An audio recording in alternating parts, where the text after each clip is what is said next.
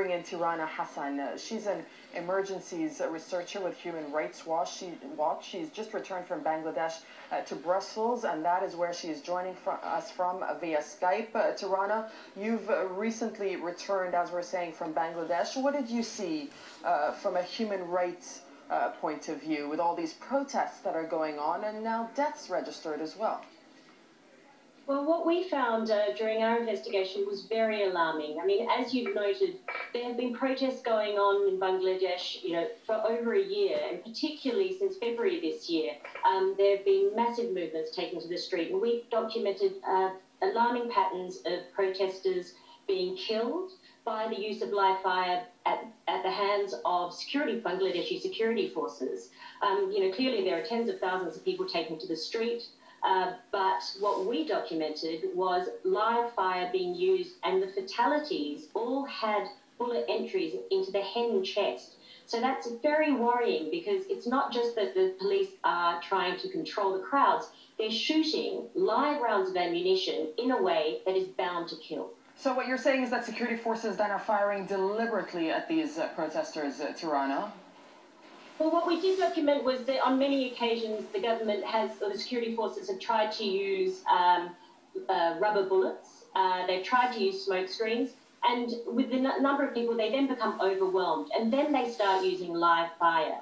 And when they use live fire, they're firing it directly into these crowds. And if you fire and aim a weapon at head height or chest height, then you know that there are going to be fatalities. And what about the opposition parties, Tirana? Because we are hearing as well that the opposition is also responsible for the violence on the streets.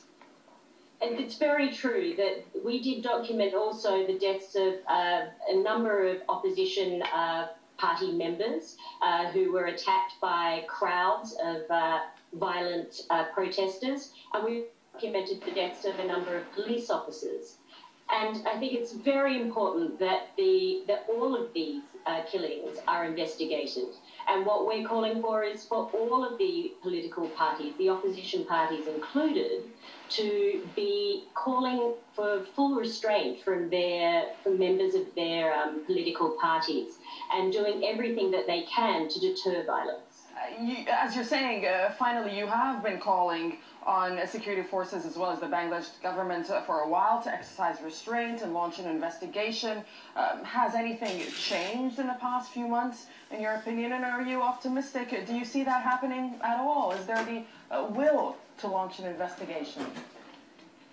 We have been calling on the government to exercise, and the security forces particularly, to exercise restraint. And to date, we have not seen any concrete steps that is actually occurring, or there's a plan for it to occur. We documented systematically, protest after protest, and location after location, the same types of patterns of abuse.